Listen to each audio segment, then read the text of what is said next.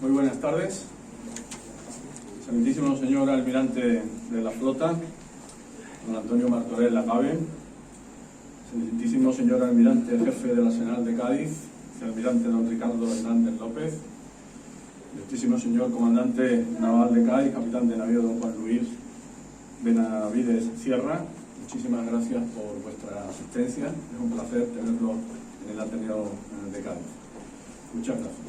Autoridades, ateneístas, señoras, señores, comenzamos el acto de clausura de este curso marcado en su segundo semestre por la pandemia de ese nuevo coronavirus. No cabe duda que la pandemia que sufrimos es un hecho no solo sanitario, es también un suceso social de primera magnitud. Nos ha traído enfermedad y muerte. Muerte en escalofriante soledad. Ya nos lo advertía nuestro maestro Pedro Laín Entralgo. Advertía que sobre las epidemias perturba la normal convivencia de un grupo humano, acarrea desórdenes económicos y pone de manifiesto la diversa condición vital y moral de los subgrupos, de las clases, de los estamentos, de las comunidades que integran a la población afectada. Por ello, por cómo ha reaccionado este Ateneo y fundamentalmente también en agradecimiento a la Armada y a la Subdelegación de Defensa, por ello, como digo, quiero agradecer vivamente en nombre de este Ateneo la predisposición y la colaboración que hemos tenido con la Armada y de manera especial con la Subdelegación de Defensa para poder organizar y cerrar el curso dignamente. Lo cerraremos con una conferencia que tiene como título el buque escuela Juan Sebastián del Cano, embajador y navegante, que será impartido por don Santiago de Corsa Trueba, capitán de navío y comandante de nuestro buque escuela, muchas gracias, y que será presentado por don Joaquín Tomás González Fernández, coronel de infantería y subdelegado de defensa.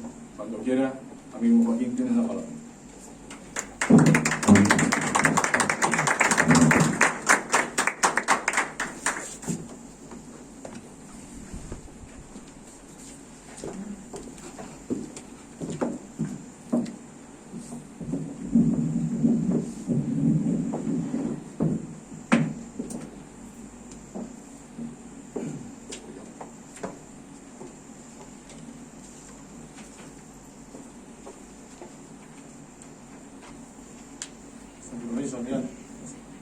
Buenas tardes a todos y antes de nada quiero dar las gracias, aunque ya lo ha hecho el presidente del Ateneo. Me vas a permitir, presidente, que vuelva a agradecer la presencia del almirante de la flota, del almirante del Arsenal de Cádiz y del comandante naval de Cádiz que nos acompañan en esta conferencia de hoy. Además, quiero dar también las gracias al Ateneo por su interés en que esta conferencia de clausura de curso tuviese algo que ver con la Armada en este caso, en general con la defensa por lo que yo represento y en particular por la Armada, por el conferenciante y por el tema de la conferencia que nos incumbe.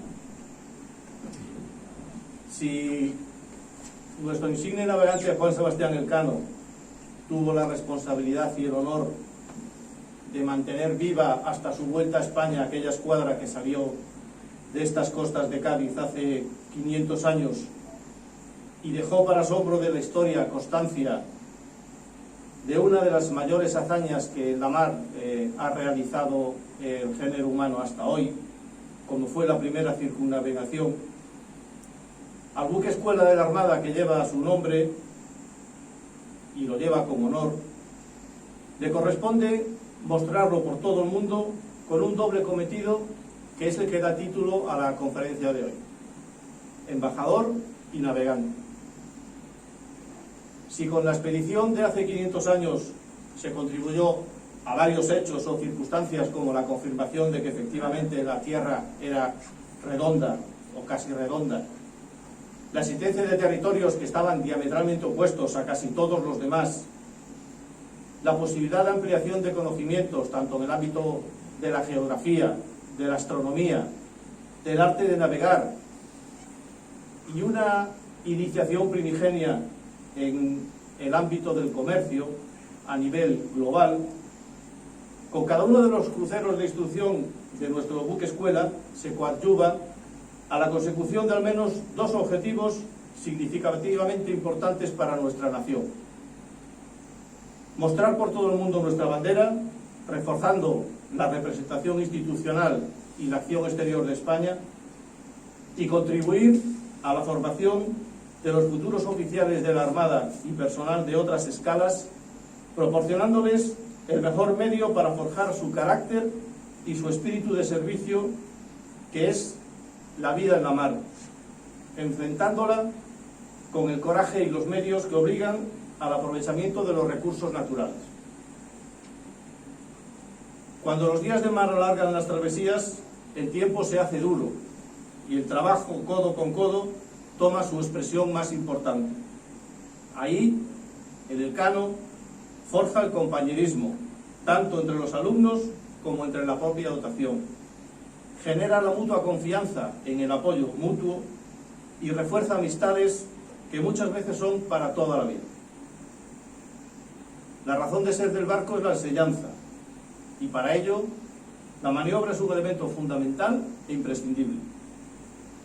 Hay poco tiempo para conseguir el adiestramiento en la mar, y por ello el trabajo es duro y constante desde que se toca retirada de babor y estribor de guardia a la salida de Cádiz. Pasando la galeona empieza lo duro. Todas las actividades de formación se ajustan con rigurosidad, pero también se atiende a los tiempos necesarios de ocio de guardiamarinas y dotación. Con independencia de los avances tecnológicos y la mejora de las condiciones de vida a bordo, la relación del hombre con la mar sigue siendo un reto, como lo era hace 500 años. Porque me van a permitir que parafrasee a un viejo almirante de la Armada: la mar es un exceso. El reto, la incertidumbre y el desafío son unas constantes que en la mar no varían y probablemente variarán con el transcurso de los tiempos. Cuando el carácter del marino se enfrenta a la mar, a los vientos, a las condiciones de su barco, al ánimo de sus compañeros, no hay mucha distancia con lo que se podría sentir en el pasado, aunque hayan avanzado los medios técnicos. Y es ahí donde el Elcano tiene un importante punto de atención para la formación de los hombres de mar que la Armada le confía. Mostrar el pabellón. El Elcano es una embajada flotante. La política exterior de España tiene un fuerte apoyo en la presencia de este barco en los países que visita. Es una excelente imagen de España la que se proyecta con el barco, y también es un punto de encuentro de muchos españoles que viven fuera de España con un pequeño trozo de su patria, lo que también tiene su importancia. El Elcano fue reconocido en 2018 como mejor embajador de España en el mundo por la Academia de la Diplomacia por su singular labor diplomática. No me extenderé más, porque para hablar de todos estos aspectos, y seguro que de muchos más, tenemos hoy el privilegio de contar con un marino afortunado. Y digo afortunado porque, a pesar de que sus méritos le habrían hecho acreedor a la responsabilidad del mando de cualquier buque de la Armada de su empleo, ha tenido, al menos desde mi punto de vista, la fortuna de ser designado para mandar el que probablemente sea el barco más emblemático de nuestra Armada que surca hoy los mares. El capitán de navío Santiago de Colsa Trueba, comandante del buque escuela Juan Sebastián de Elcano, nació en Santiago de Compostela en febrero de 1966. Ingresó en la Escuela Naval Militar en agosto de 1987 y fue nombrado alférez de navío en julio de 1992. Es diplomado de Estado Mayor por la Escuela Superior de las Fuerzas Armadas y especialista en submarinos y comunicaciones. Estuvo embarcado en la fragata Asturias y en los submarinos Tonina y Siroco y en el Estado Mayor de la Flotilla de Submarinos. Además, fue segundo comandante del submarino Tramontana. Fue comandante del patrullero Formentor, del submarino Siroco y del buque de aprovisionamiento para el combate Cantabria. Desde julio de 2019 es, como decía antes, el comandante del buque escuela Juan Sebastián del Cano. Con destinos en tierra, ha desempeñado cometidos en el Estado Mayor de la Armada en Madrid, en el mando de operaciones y en el gabinete del almirante jefe de Estado Mayor de la Armada. Está en posesión de 5 cruces del Mérito Naval con distintivo blanco, así como de la medalla OTAN y la cruz, encomienda y placa de la Real y Militar Orden de San Hermenegildo. El comandante está casado y tiene 4 hijos. Comandante, tienes la palabra. Muchas gracias.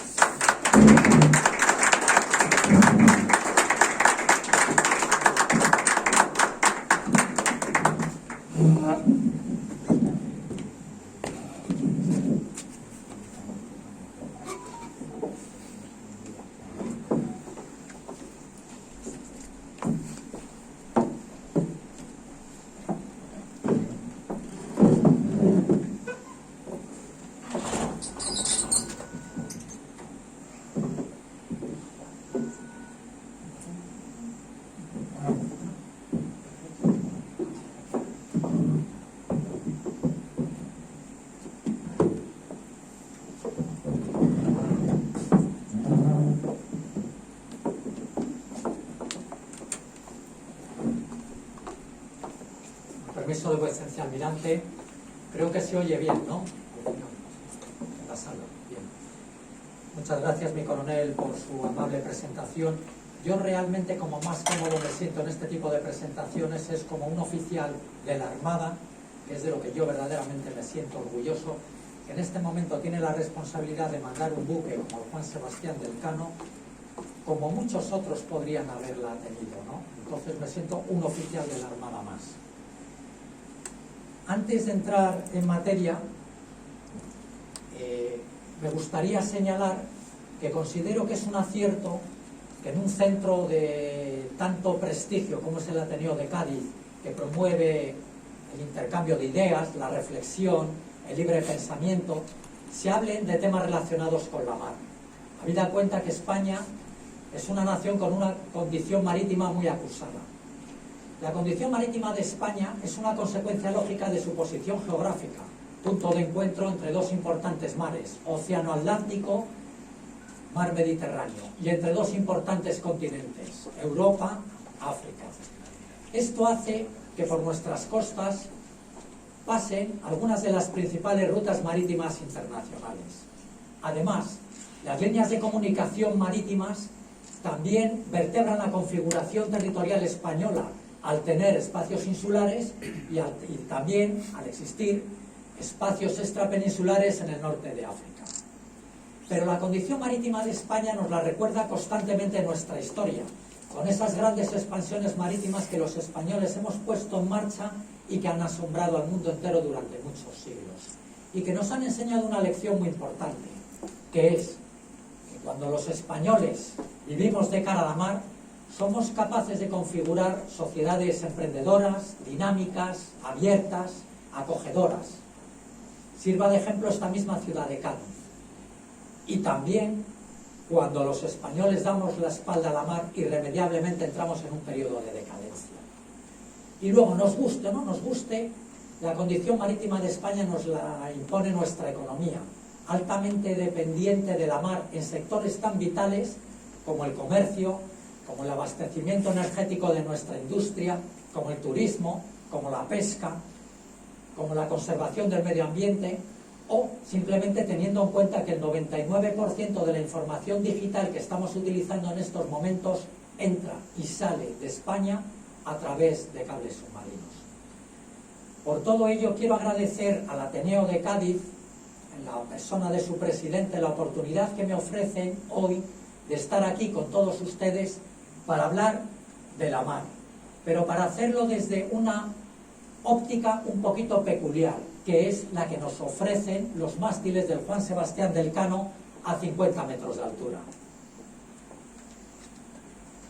Hablar del Juan Sebastián del Cano es hablar de un buque nonagenario que nació en los felices años 20 del pasado siglo, que si bien ya por la proa se vislumbraban horizontes tomados, había nubarrones en la convulsa situación política, todavía había síntomas claros de una España amable y sosegada. Para que ustedes tengan referencias, el buque se entregó a la Armada el mismo año que se creó la empresa Iberia o la empresa Camsa, y es contemporáneo de ese grupo de pensadores y de grandes escritores que configuraron la generación del 27. Hablar del Juan Sebastián del Cano es hablar de la bahía de Cádiz, que es el lugar que lo vio nacer y es el lugar en donde tiene su base. Y esto ha creado una larga y estrecha vinculación entre la ciudad de Cádiz y el buque. Se dice vulgarmente que el Juan Sebastián del Cano es gaditano desde el timón hasta el bauprés. El bauprés, para los que no lo sepan, es ese palo que vemos que sobresale por la proa inclinado. Su dotación es mayoritariamente gaditana y eso imprime carácter y hace que el buque sea alegre y acogedor. Y cómo no, hablar del Juan Sebastián del Cano es hablar de la Armada Española, que es una institución que forma parte de la historia de España y en donde se combina las tradiciones militares y marineras con la modernidad que queda concretada en una fuerza naval que es equilibrada, tecnológicamente avanzada, en donde prima la calidad por encima de la cantidad. La Armada Española, esta fuerza naval, tiene la capacidad de actuar en los 4 espacios o proyectarse en los 4 vectores que la guerra naval moderna así lo requiere. En las profundidades del mar con sus submarinos, con sus unidades de guerra de minas y con sus unidades de buceo. Sobre la superficie con una amplia gama de buques que se complementan unos con otros. En el aire con su aviación de ala fija y sus helicópteros multipropósito. Y finalmente es capaz de proyectar todo el poder naval sobre tierra, en donde la infantería de marina cobra una relevancia muy importante. Créanme si les digo que esto hace que la Armada Española pertenezca a un club muy exclusivo y muy reducido de marinas del mundo que tienen esta capacidad. A lo mejor no se lee, pero bueno, es el guión de la presentación. Cuando yo me senté a preparar esta conferencia y pensando en el auditorio que tenía por delante, me marqué un doble objetivo.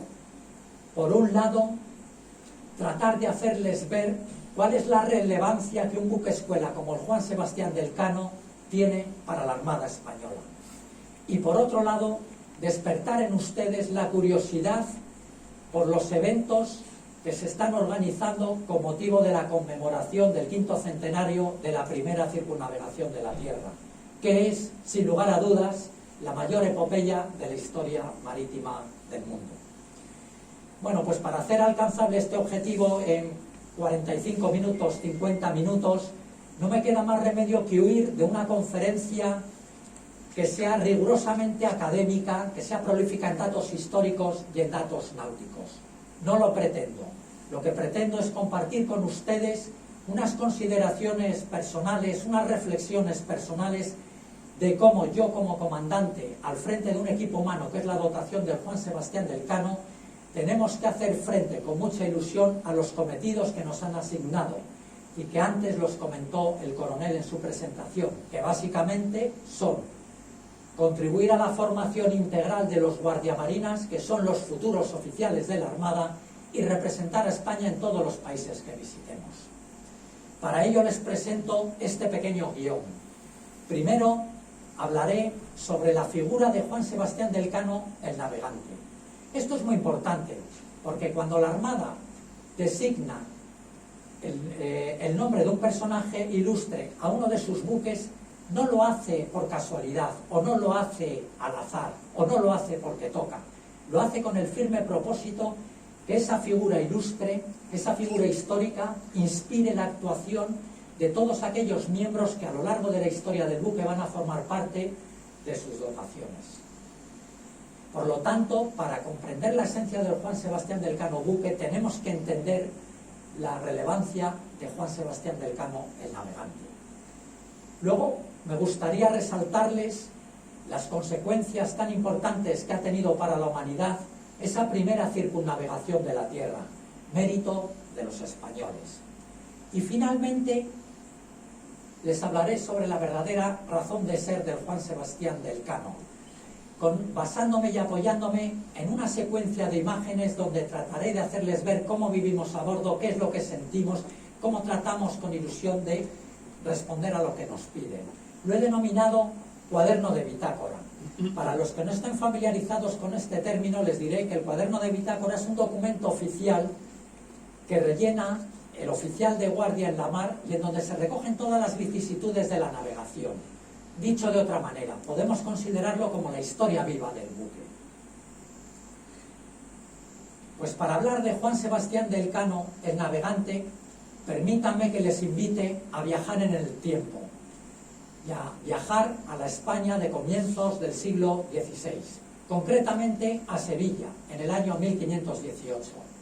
En aquel momento España acababa de ser unificada. Estaba gobernada por un monarca, Carlos I, excepcional, que tenía una visión cosmopolita, una visión abierta. Sevilla era, junto con Lisboa, uno de los principales puertos del mundo. Sus calles hervían de actividad. En ellas se agolpaban ingentes cantidades de personas que tenían un anhelo: encontrar un hueco en alguna de las embarcaciones para poder navegar en demanda de las tierras recientemente descubiertas.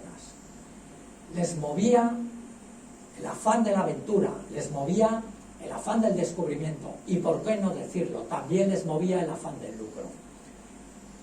Y lo que era muy importante, en la España de aquel momento había una conciencia marítima muy importante, que había sido forjada por una generación de magníficos cartógrafos, magníficos navegantes, constructores navales y comerciantes. Y también había una administración marítima muy moderna para la época, en donde la Casa de Contratación de Sevilla era un auténtico catalizador a la hora de poner en marcha expediciones marítimas. En el otro lado del mundo nos encontramos las Molucas, las Islas Molucas, lo he reflejado en ese círculo rojo. Las Islas Molucas es el detonante de la expedición de Fernando de Magallanes y del Elcano, sin lugar a dudas. En aquella época era la región comercial más lucrativa de todas. Su riqueza en especias, es fundamentalmente en clavo y en nuez moscada, hacía de ellas la posesión más codiciada por todos. Hay que tener en cuenta que en aquella época las especias eran la materia estratégica por excelencia, contribuían a la conservación de los alimentos y por lo tanto impactaban directamente en el bienestar y en el crecimiento de las poblaciones. También, para que ustedes tengan una referencia, el clavo embarcado en las Molucas multiplicaban por 2000 su precio en los puertos europeos. El problema estaba que el tradicional comercio que existía entre las Islas Molucas, que pertenecen actualmente a Indonesia, y Europa, por vía terrestre, había quedado muy minimizado por la expansión del imperio musulmán y su rivalidad con el cristianismo, fundamentalmente a raíz de la caída de Constantinopla. En este contexto, los reinos cristianos, básicamente Portugal y España, que éramos los únicos reinos con capacidad de emprender acciones marítimas allende los mares, buscaban con anhelo abrir una ruta marítima para poder comerciar con el lejano oriente, para poder comerciar con las Islas Molucas. Los portugueses, como podemos ver en este mapa, tomaron la iniciativa y ellos, navegando hacia Levante, consiguieron abrir esa ruta a finales del siglo XV, una vez que Bartolomé Díaz consiguió doblar el Cabo de Buena Esperanza y Vasco de Gama llegar a la India, y de ahí llegaron a las Molucas. Fernando de Magallanes, argumentando que las Molucas quedaban en la demarcación española asignada por el Papa Alejandro VI en el Tratado de Tordesillas, propuso a Carlos I llegar a las Molucas, pero navegando hacia Poniente. Carlos I creyó en este proyecto y firmó las capitulaciones de Valladolid en marzo de 1518, que es el marco jurídico en el que se sustenta toda la expedición de Fernando de Magallanes y del Elcano. Y el 10 de agosto de 1519 zarpa de Sevilla una armada al mando de Fernando de Magallanes, compuesta por 5 naos, que son las embarcaciones propias de la época, robustas, construidas en España, y 239 hombres, 2 tercios españoles, 1 tercio extranjeros pertenecientes a 8 nacionalidades distintas. Bien por nacimiento o bien por elección, todos eran súbditos de la monarquía española. La nao Concepción, como maestre, iba a bordo el marino guipuzcoano Juan Sebastián del Cano. El maestre, para que ustedes tengan una idea, era el hombre experto en temas náuticos, porque el capitán era un empleo militar y no siempre tenía por qué ser un experto en temas náuticos. Una vez la expedición cruzó el Océano Atlántico y avistó la costa oriental de Portugal, arrumbaron al sur, con el empeño de encontrar ese paso marítimo que les permitiera alcanzar lo que en aquel momento se conocía como el Mar del Sur y que actualmente conocemos como el Océano Pacífico, que había sido descubierto pocos años antes por Núñez de Balboa. Y después de muchas pericias y grandes dificultades, tales como el descubrimiento y exploración del Río de la Plata, como la disputa por el mando entre los capitanes portugueses y los capitanes españoles, como la invernada en la bahía de San Julián en unas condiciones meteorológicas absolutamente adversas, como la pérdida de la nao Santiago después de un temporal en la Patagonia, o como el regreso a España de la nao San Antonio después de haber desertado. Pues después de todas estas grandes pericias y enormes dificultades, consiguieron el objetivo de encontrar el paso marítimo al Océano Pacífico a través del Estrecho de Gibraltar. Y ya estamos en noviembre de 1520. Lo peor del viaje quedaba por llegar. Había que atravesar el Océano Pacífico. Y el Océano Pacífico impuso la realidad de sus verdaderas dimensiones, que había sido mal calculado por los expedicionarios. De tal manera que según avanzaban, navegando por el Pacífico, no encontraban tierra. Los días se hacían eternos, el desánimo cundía entre las dotaciones, se quedaron sin víveres, se quedaron sin agua. El escorbuto diezmaba la dotación. Cuentan las crónicas que los expedicionarios se vieron obligados a comer el cuero del forro de los mástiles y de las velas, y que las ratas eran un auténtico manjar. Pero finalmente llegaron a la isla de Guaña, las Filipinas. Aquí, Fernando de Magallanes comenzó una intensa labor diplomática y evangelizadora que quizá no tenía mucho que ver con el objetivo que le habían marcado. El hecho cierto es que en este empeño, en una escaramuza con los nativos, encontró la muerte. Y ya estamos en abril de 1521. Pero no acabaron aquí las penalidades de la expedición. Continuaron y se vieron obligados a tener que abandonar a la nao Concepción, que se encontraba en muy mal estado y no tenían gente suficiente para tripularla. Con lo cual ya solo quedaban 2 naos, la Victoria al mando de Juan Sebastián del Cano y la Trinidad al mando de don Gonzalo Gómez de Espinosa. Estas 2 naos consiguieron llegar a las Molucas y una vez embarcado el cargamento correspondiente en especias, había que regresar a España. Para maximizar las posibilidades de éxito, la Trinidad intentó el tornaviaje, es decir, volver por donde habían venido. Se encontraba en mal estado, fracasó y fue apresada por los portugueses. Juan Sebastián Elcano tomó en cambio la decisión estratégica que cambió el mundo. Él decidió seguir navegando hacia Poniente. Esta decisión no es una decisión tomada al azar, no es una decisión por casualidad, no es una decisión porque no quedaba otro remedio. Es una decisión que estaba fundamentada en sólidos conocimientos geográficos y náuticos, y sobre todo en una capacidad de liderazgo ejercida en unos momentos terriblemente complicados. Luego esta decisión estratégica cambió el mundo, y este es el gran mérito de Juan Sebastián del Cano.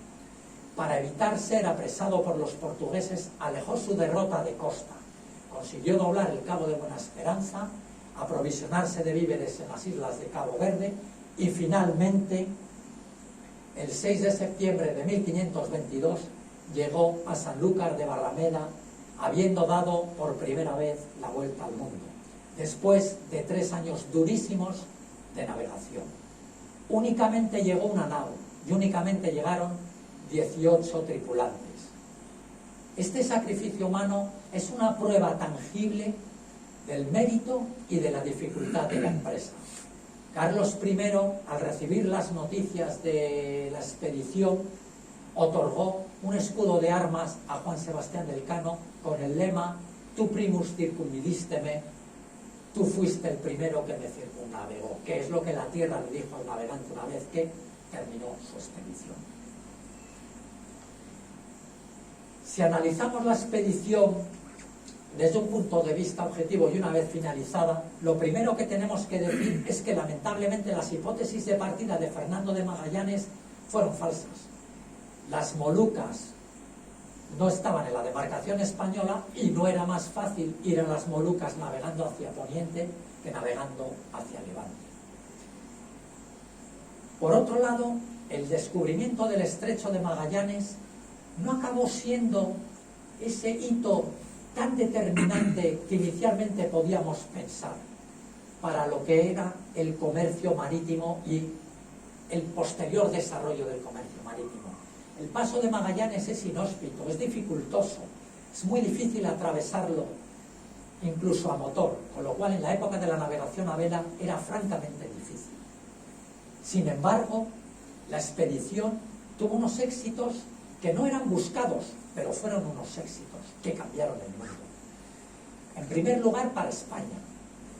Para España perdimos las Molucas, pero ganamos Filipinas.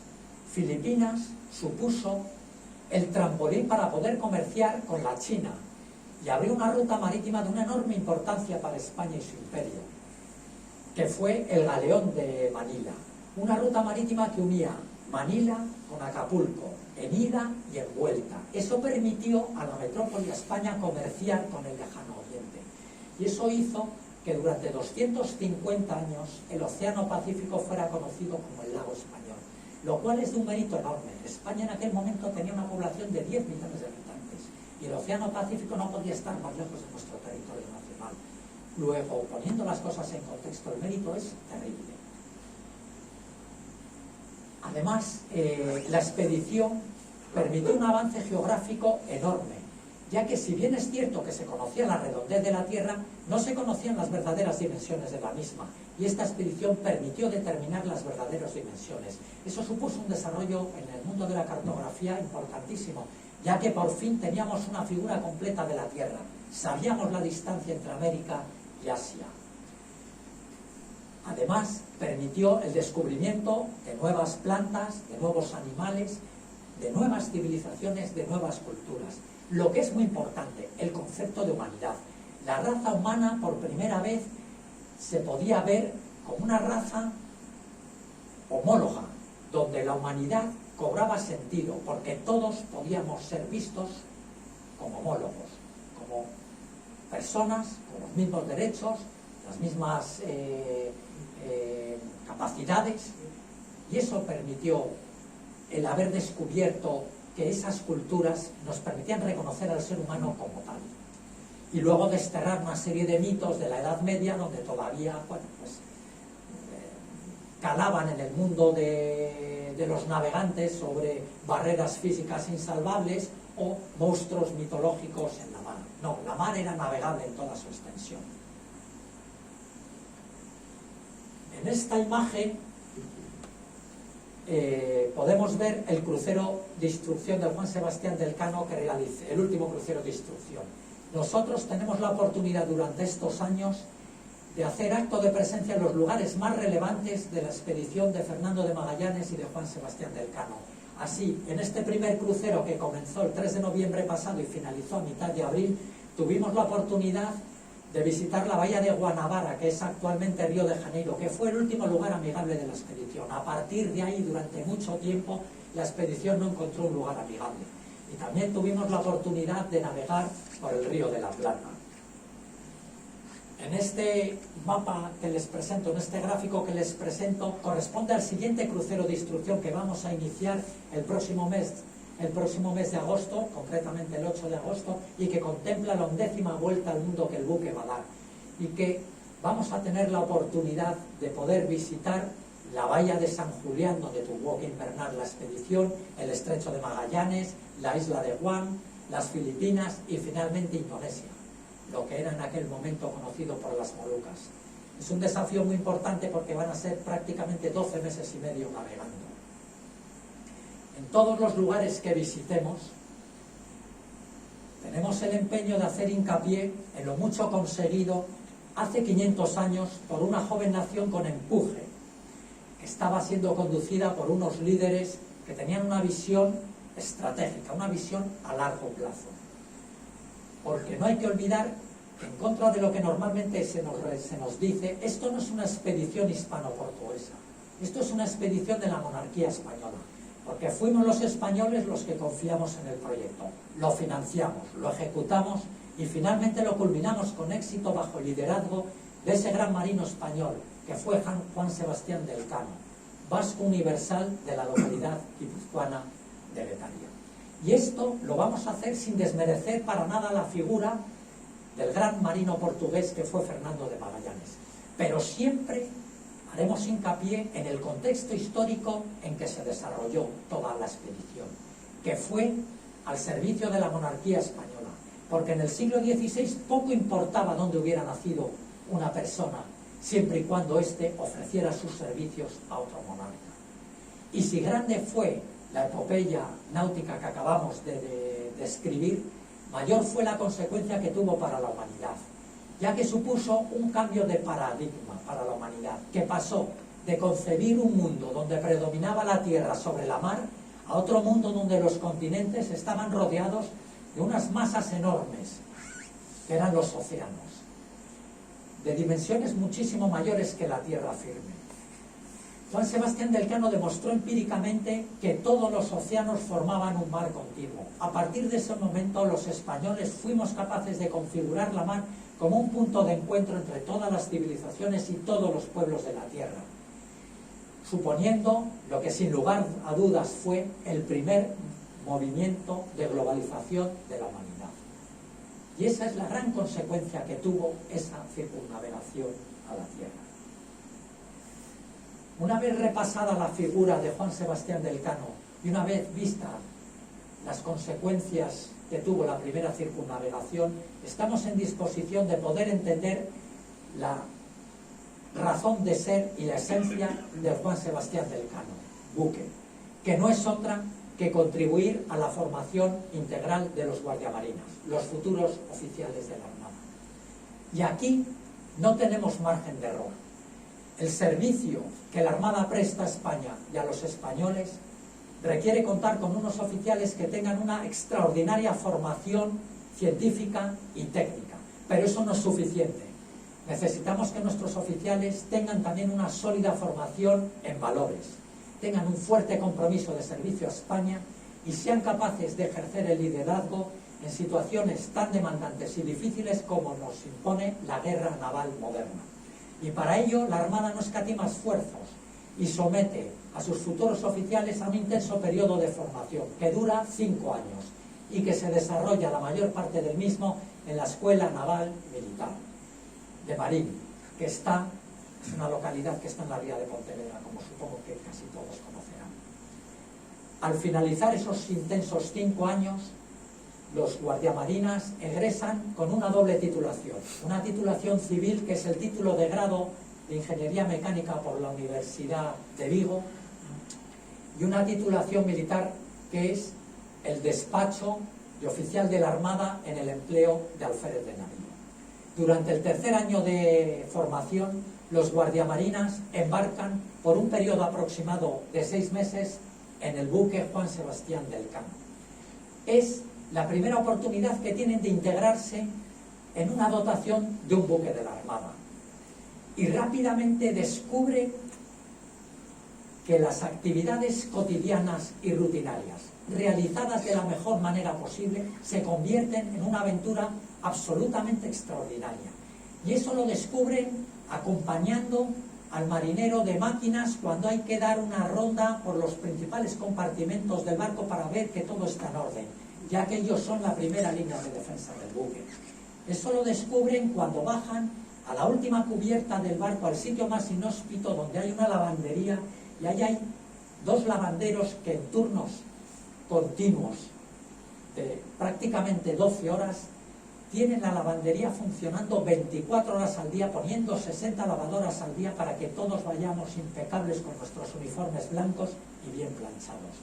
Eso lo descubren en la panadería del barco, donde se encuentran a un panadero que durante un periodo nocturno de prácticamente 12 horas está trabajando para que al día siguiente todos podamos comer pan del día.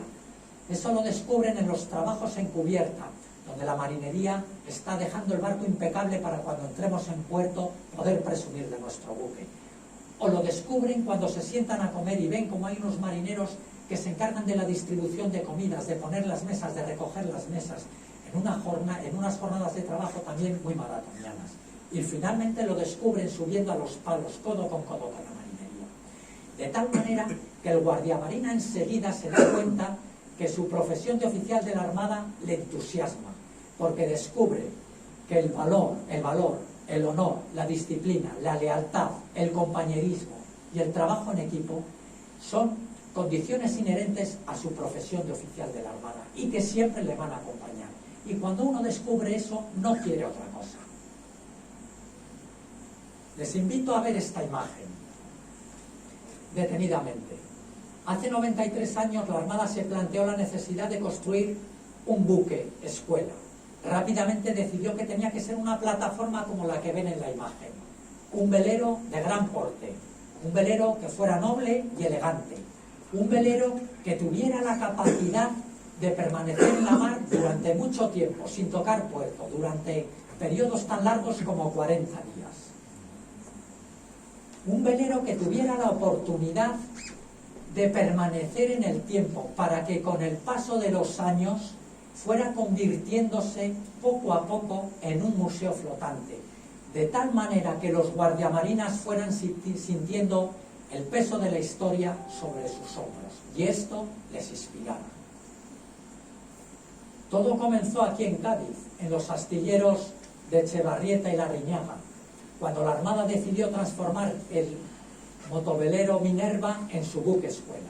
Lo primero que hizo fue cambiarle el nombre, una vez que el presidente del gobierno, el general Primo de Rivera, así se lo propuso al rey Alfonso XIII, siguiendo los designios de don Horacio Echevarrieta. Por su aparejo es considerado un bergantín goleta de 4 palos, que llevan los nombres de los buques escuela que le precedieron, de proa, popa, Blanca, Almansa, Asturias y Nautilus. Costó 50.000 euros de aquella época.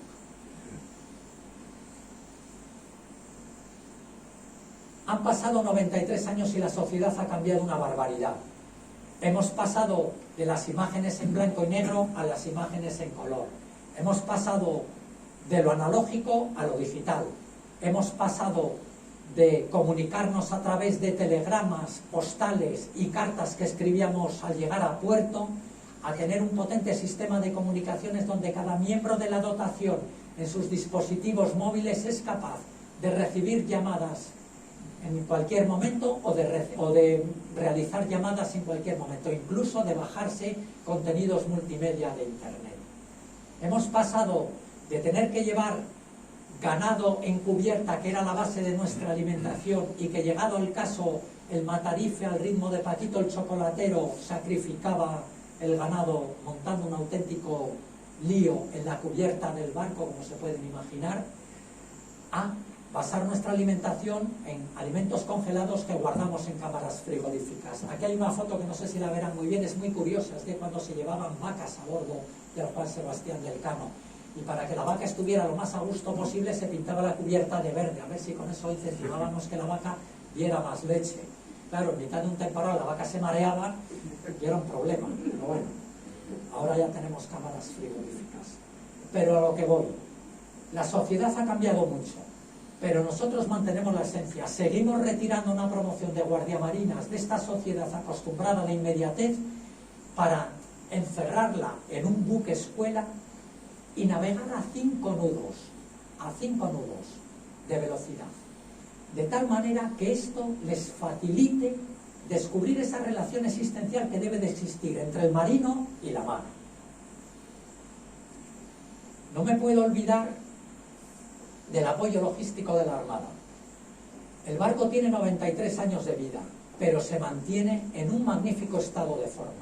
Esto es gracias al trabajo generoso de muchos marinos y de personal civil vinculado al apoyo logístico de la Armada, fundamentalmente de la base naval de La Carraca y también de la industria naval de Cádiz.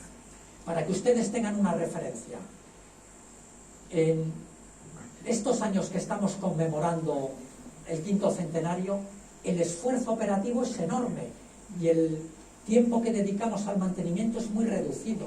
Tienen que sacar recursos de donde no hay. Hablamos de 25 meses de esfuerzo operativo y hablamos de únicamente 2 periodos de inmovilización para hacer mantenimientos de 3 meses cada uno. El trabajo que tienen que hacer de priorizar necesidades, de sacar recursos de donde no hay, es increíble. Y de momento el resultado ha sido magnífico. Prueba de ello es que el año pasado, en todo el crucero de instrucción, no necesitamos ninguna asistencia técnica a ningún puerto. Si hablamos en términos empresariales, aquí tienen la imagen de lo que es el activo más importante del barco, su dotación. Como bien decía mi antecesor, todos necesarios, todos importantes, ninguno imprescindible. La dotación del Juan Sebastián del Cano está formada por alrededor de 230 personas. 20 oficiales, 20 suboficiales, 130 personal de tropa y marinería y 60 guardiamarinas. 15% de ellos son mujeres. Es una dotación muy peculiar, porque, bueno, pues entre ellos tenemos un capellán castrense, nuestro querido Pater, tenemos 2 civiles, un peluquero, un carpintero, llevamos una unidad de música formada por 7 infantes de marina, que hacen un trabajo magnífico para animar a la dotación, y luego tenemos un equipo sanitario bastante potente. Llevamos un médico generalista y llevamos un enfermero, y cuando estamos lejos de costa, es decir, cuando cruzamos el Océano Atlántico o el Océano Pacífico, reforzamos el apoyo sanitario con un equipo quirúrgico formado por un anestesista y un cirujano. La actividad de los guardiamarinas, la actividad académica, es frenética. No tienen un minuto libre. Entre clases, estudios, conferencias, seminarios, observaciones astronómicas del Sol y de las estrellas para posicionar al barco y verdaderamente entender la esencia de la navegación, guardias, dirigir maniobras, participar de las maniobras, formación física para mantener unas condiciones adecuadas. No paran un minuto. En un barco, la comida no es una simple ingesta de alimentos.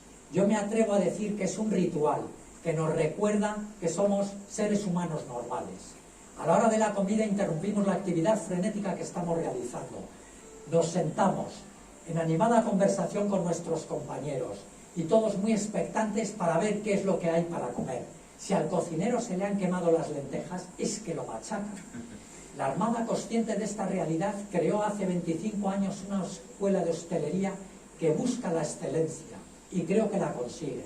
Los cocineros de la Armada salen muy bien formados. Son personas, son cocineros que entienden de elaborar menús variados, equilibrados, exquisitamente presentados. Entienden de repostería, saben panificar, entienden de vinos, entienden de protocolo, porque ponen unas mesas perfectamente presentadas. Y esto es muy importante porque incide en el ánimo de la dotación. En el Juan Sebastián del Cano el peligro siempre está presente y no podemos bajar la guardia. Es muy real la posibilidad que tengamos una caída de un hombre en altura desde los palos, o la caída al agua de un miembro de la dotación, o una vía de agua incontrolada, o un incendio de grandes proporciones. Esto hace que nosotros, si esto se materializa, tengamos que actuar con celeridad para evitar que adquiera para evitar que tengan consecuencias catastróficas, porque estos accidentes que estoy comentando muchas veces no van a darnos segundas oportunidades. La Armada, para combatir estos riesgos, lo que hace es dedicar enormes esfuerzos en la formación, adiestramiento, evaluación y certificación de sus dotaciones, que es la mejor manera de combatirlas. A los marinos de antaño y a los de ahora nos tranquiliza y nos serena buscar el amparo divino. Con independencia de las creencias religiosas de cada uno y de las prácticas religiosas de cada uno, el hecho cierto es que en cualquier zona del Juan Sebastián del Cano siempre hay una estampa de la Virgen del Carmen. Nosotros además tenemos una capilla a bordo y esta es la imagen de la Virgen del Carmen que llevamos a bordo. Siempre buscamos que nuestro buque esté bajo el manto protector de nuestra Virgen. Y esto queda muy bien resumido en una pequeña placa que está en la puerta de entrada de la capilla de la Escuela Naval y que también reproducimos en la puerta de entrada de la capilla del Juan Sebastián del Cano, y que dice algo así como que aquel que no sepa rezar, que vaya por esos mares y verá que pronto lo aprende sin que nadie se lo enseñe. En un barco la rutina es peligrosa, crea apatía, resta concentración. Nosotros en el Juan Sebastián del Cano, que tenemos enormes, larguísimas jornadas de navegaciones, larguísimas singladuras de navegaciones, tenemos que luchar contra la rutina. Y eso lo hacemos organizando actividades que sean diferentes. Normalmente utilizamos el fin de semana. Tan pronto tenemos conciertos en cubierta, como proyectamos películas en cubierta en una pantalla grande para que todo el barco la podamos ver de forma animada con palomitas, organizamos actividades deportivas, o bien una ceremonia que tiene mucho arraigo en el barco, que es el paso del Ecuador, donde los neófitos, aquellos miembros de la dotación que nunca han cruzado el Ecuador, son sometidos a unos rituales de bautismo un poquito raros y que tienen que soportar, ¿no? Repito, tiene mucha acogida. El mando del barco es tomado por el rey Neptuno, que es el cabo primero más antiguo. Organiza un auténtico desaguisado que luego hay que deshacer para volver a poner todo en orden. Pero esto es fundamental. Hay que romper esa rutina, porque la rutina es peligrosa. Y cuando llegamos a puerto, pues está nuestra otra gran actividad, que con mucha ilusión la afrontamos, representar a España pues como se merece. Y ahí la actividad es frenética. Siempre tenemos que recibir al embajador de España dando los honores que le corresponden, tenemos que organizar comidas de protocolo para las autoridades del puerto que visitamos, hacemos recepciones en cubierta con cerca de 300 invitados, atendemos a los medios de comunicación social en ruedas de prensa que organizamos, hacemos juras de bandera para la comunidad española residente en esos puertos que tienen una acogida formidable, y luego también mantenemos relaciones institucionales con otras marinas amigas y aliadas. En definitiva, no paramos un minuto. Y esto es para sentirse orgulloso de la dotación, porque a lo mejor después de 35 días navegando, llegamos a puerto, estamos 6 días y todos los días tenemos que organizar eventos. Y es un trabajo muy meritorio. También organizamos, que esto nos gusta mucho, jornadas de puertas abiertas. Es una maravilla enseñar el barco, porque es una maravilla cómo la gente viene y disfruta de esa visita a bordo, especialmente los niños. Lo más complicado y lo más difícil para los miembros de la dotación del Juan Sebastián del Cano son las largas ausencias de España, alejados de nuestros seres queridos y alejados de nuestros hogares. Para que ustedes tengan una referencia, los 2 años que yo voy a ser comandante del barco, vamos a estar 18 meses fuera de España navegando y vamos a estar únicamente 6 meses en España. Yo, cuando esto se lo explicaba a mi mujer, me miraba con ojos incrédulos y me decía: explícamelo otra vez, que no lo entiendo. ¿Eso quiere decir que hasta dentro de 3 Navidades no las volvemos a celebrar juntos? Y es así, es cierto, hasta dentro de 3 Navidades no volveremos a celebrar las fiestas con nuestras familias. Esto hace que la Armada tenga una deuda enorme de gratitud con las familias. Y de verdad, créanme que el día de la despedida conmueve ver la nostalgia con la que se quedan nuestros familiares en el muelle. Pero bien sabemos que esto es una parte inseparable de esa explosión de júbilo que en ese mismo muelle y esos mismos familiares tienen el día que llegamos. Entonces esta deuda que tiene la Armada con nuestros familiares, bueno, pues es difícil pagarla, ¿no? Y yo como comandante, y esto es una reflexión personal que yo pues les hago, pues tengo un cierto empeño en promover un ambiente para que todos los miembros de mi dotación puedan vivir esta enorme experiencia que es un crucero de instrucción con la máxima intensidad, con la mayor amplitud de vidas, de tal manera que cuando vuelvan a España vuelvan siendo mejores marinos, que eso creo que sin duda va a estar garantizado, pero que también vuelvan siendo mejores personas, que eso es lo que más nos van a agradecer las familias. Y ya para finalizar, y a modo de conclusión, también es otra reflexión personal. Yo aquí les he hablado mucho de un pasado, y creo que habrá quedado meridianamente claro que la Armada Española es hereditaria de un pasado muy glorioso. Pero los guardiamarinas también aprenden una cosa, y es que el enfoque de este pasado no puede ser un enfoque nostálgico. Nosotros no tenemos nostalgia por un pasado, sino que este pasado es un acicate para no poner límites a nuestra labor de servicio a España. Porque nosotros lo que tenemos que hacer es ver esos rasgos característicos de la personalidad que nos dejó Juan Sebastián del Cano. Juan Sebastián del Cano es un referente de la historia, ahí está, pero la referencia la tenemos, y la audacia, la valentía y la persistencia que él mostró es lo que ha de promover a los guardiamarinas para que desde ya, en el presente actual, traten de buscar las mejores soluciones a los problemas a los que se enfrenta la Armada, para el mejor servicio a España y a los españoles, porque no podemos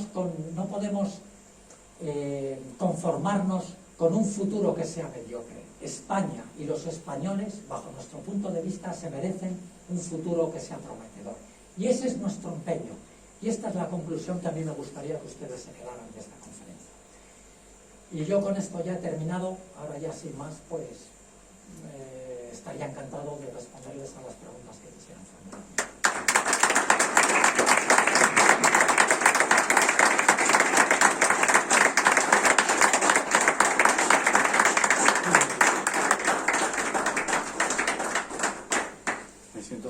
Muy bien. Mientras piensan las preguntas, pues les comentaré que, como le comentaba a mi mujer, todo este plan de navegaciones que teníamos, lo primero que hizo fue cogerme por el cuello y llevarme al notario para hacerme un poder de ruina. Porque dice que ya está harta de falsificarme la firma y la declaración de la renta y tener que hacer 10.000 asuntos para poder sacar el pasaporte a uno de mis hijos que tenía que viajar fuera de España y que no le daban el pasaporte sin la autorización del padre, con lo cual tuvo que ir a la asesoría jurídica de la Armada, que un asesor jurídico la acompañara, en fin, un auténtico lío. Así que he entregado ya todo. Bueno, ha dado la oportunidad de que si alguien quiere hacer alguna pregunta, pues es el momento. ¿Moncho?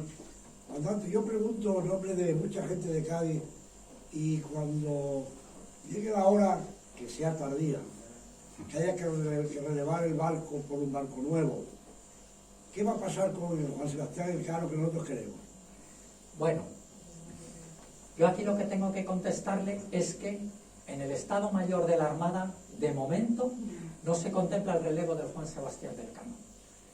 Cuando antes hablaba de una voluntad de eternidad en el tiempo, creo que el barco, si lo mantenemos de forma adecuada, puede seguir sirviendo durante muchísimos años. Yo creo que el mantenimiento del barco no es excesivamente caro. Bueno, aquí está el almirante del Arsenal responsable del mantenimiento del barco y, bueno, en fin, luego me cortará la cabeza a lo mejor, pero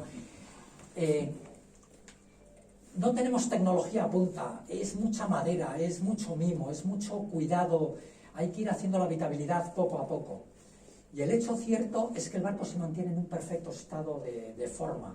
Y yo, repito, creo que en el 2140 el barco puede seguir navegando a 5 nudos con guardiamarinas, siempre y cuando apliquemos los nuevos métodos de mantenimiento que la tecnología nos va a ir permitiendo de tal manera que el barco puede estar navegando, haciendo un crucero de instrucción fuera de España, y mientras tanto en la base naval de La Carraca pueden ir confeccionando una sección que haya que cambiar del barco de forma modular una vez que el barco llegue a puerto, ¿no?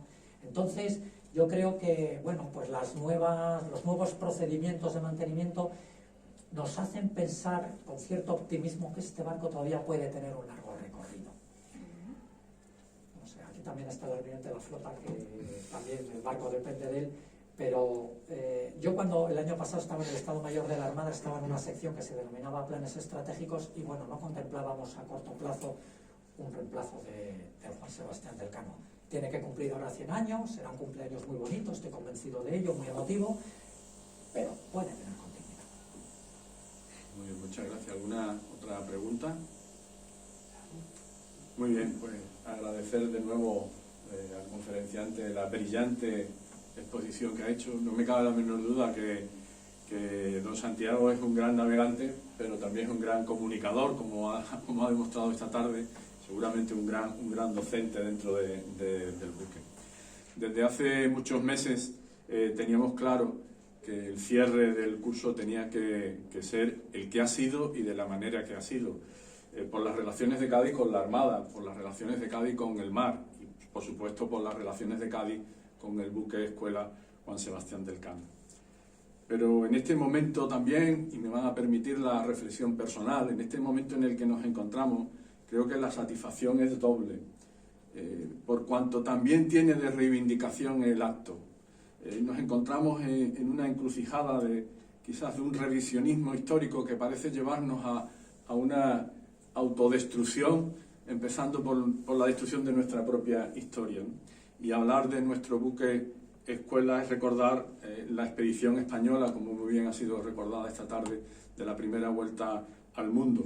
Desde el Ateneo vamos a seguir recordándola, haciendo del quinto centenario pues un evento importante para esta casa.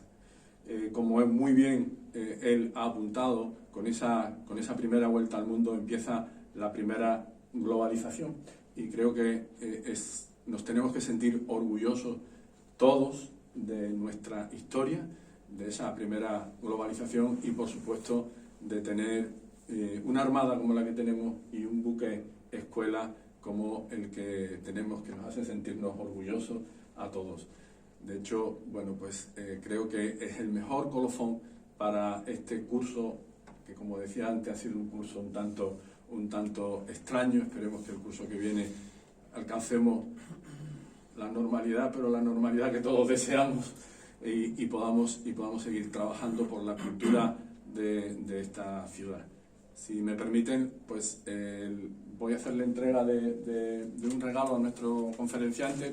No sé si a lo mejor lo tienes, pero en fin, bueno, creo que era obligado, y espero que, bueno, si lo tienes pues ya hablaremos, y si no lo tienes pues que lo disfrutes. Bonito libro, el buque en la Armada Española. Muy bien, pues nada, ocupará un lugar importante en nuestra biblioteca, ¿no? Porque con ese paso de los años pues también vamos haciendo una biblioteca que es muy interesante y que también ojean los guardiamarinas, que están obligados a ojearla para que vayan conociendo, bueno, pues todo lo relacionado con la mar y con la historia de España, ¿no?